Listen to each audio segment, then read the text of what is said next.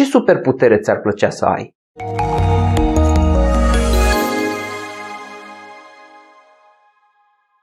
Care e cea mai bună competență? Care e cel mai bun skill, cum se zice pe englezește, pe care poți să-l ai în business? Mai ales în businessul online. Mulți oameni vor răspunde spunând chestii de genul, nu știu, e bine să știi să te promovezi pe social media. E bine să faci un site care să arate bine. E bine să știi să aduci trafic și așa mai departe. Însă eu aș argumenta că cel mai puternic skill pe care poți să-l ai în businessul online este să generezi o conversie, să vinzi ceva. Chiar dacă vinzi înseamnă uneori cu ghilimele să-i vinzi unui om abonamentul gratuit la un newsletter sau participarea gratuită la un seminar, la un webinar, tot vânzare putem să o numim.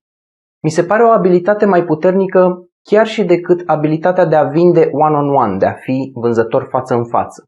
Pentru că dacă stai să te gândești în momentul în care trebuie să vorbești cu fiecare client potențial în parte, dezavantajul este că timpul tău e limitat și nu poți să scalezi chestia asta. Și vei petrece inevitabil timp cu oameni care nu vor converti, nu vor cumpăra. Există inclusiv oameni care iubesc să vorbească cu oameni de vânzări, să se bage în seamă, sau care pur și simplu au venit să se informeze mai degrabă decât să cumpere și despre care poți să știi cu siguranță că nu vor cumpăra niciodată de la tine. E inevitabil să existe oamenii ăștia. Pe când dacă stai să te gândești în copywriting, este ca și cum ai avea vânzătorul tău pe pilot automat. De exemplu, filmezi un clip video de vânzări pe care îl pui pe un site și el va genera vânzări pentru tine din nou și din nou și din nou. Poate în mii de exemplare, către mii de oameni. Ajungi în casa a mii de oameni prin puterea internetului și a copywriting-ului combinate între ele. Este uluitor că poți să scalezi foarte mult. Și nu poți să scalezi doar ca timp, ci și geografic poți să te multiplici, ca să zic așa. Iar acel material de vânzări va acționa ca fiind vânzătorul tău, practic. Vânzătorul tău electronic pe pilot automat, care îți aduce din nou și din nou și din nou rezultate. Bineînțeles că există niște mici dezavantaje față de vânzarea one-on-one, 1 la 1. Și anume, atunci când vorbești 1 la 1 cu omul, poți să colectezi de la el diverse informații, de exemplu criteriile care sunt importante pentru el. Să spunem că îi vinzi un aspirator și îl întrebi ce este important pentru dumneavoastră la un aspirator. Care sunt frustrările pe care le-ați avut cu fostul aspirator și ce v-ați dori să facă un aspirator care vă îndeplinește dorințele mult mai bine și așa mai departe. Apoi poți să-i auzi obiecțiile. Poți să-l auzi pe om când spune nu e, domne, e prea scump. Dincolo era mai ieftin și așa mai departe. Însă, toate chestiile astea pot fi compensate în copywriting prin cercetarea de piață.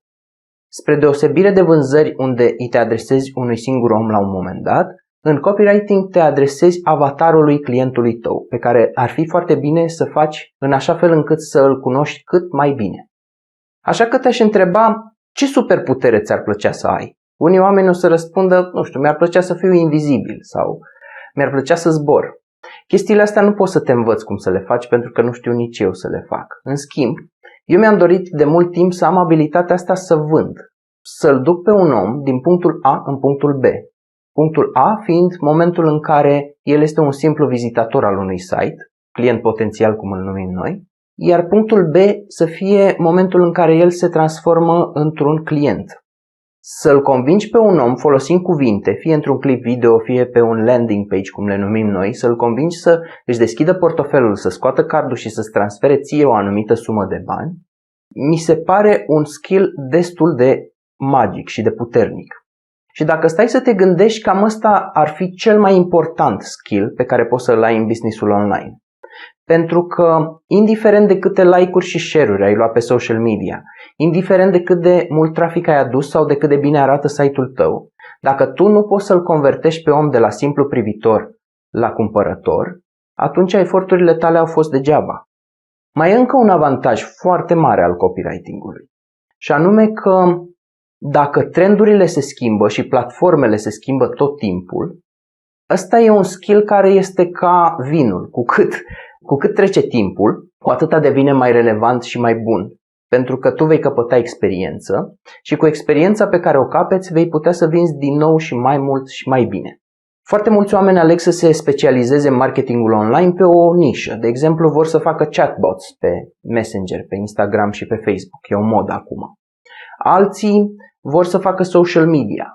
Însă noi nu avem de unde să știm dacă peste 10 ani peisajul va arăta la fel. Platformele se tot schimbă, însă principiile fundamentale nu se schimbă niciodată. Tocmai de asta eu vreau să învățăm împreună principii din spatele psihologiei umane, pentru că astea și în 2040, și în 2050, și în 2060 în principiu vor fi aceleași. Dacă principii de copywriting pe care le-am învățat de la oameni din 1940, 1950, 1970 mai sunt relevante și astăzi, atunci nu văd de ce ele nu ar fi relevante și în viitorul chiar îndepărtat. Pentru că fundamentul e același. Oamenii au nevoi și tu vorbești exact adresând acele nevoi, după ce le-ai descoperit în prealabil. Și atunci, indiferent care e vehiculul prin care vei livra acel mesaj, skill-ul ăsta este timeless, cum s-ar zice pe engleză, adică nu este legat de momentul din timp în care îl folosești. Și poți să-l folosești și pe social media, și în reclame foarte scurte pe care le faci pe Google, și într-o pagină sub formă de text, și pe YouTube într-un clip video, și în cine știe ce format va exista peste 5 ani sau peste 10 ani, pentru că îți garantez că marketingul online nu va mai arăta la fel peste 10 ani de acum încolo.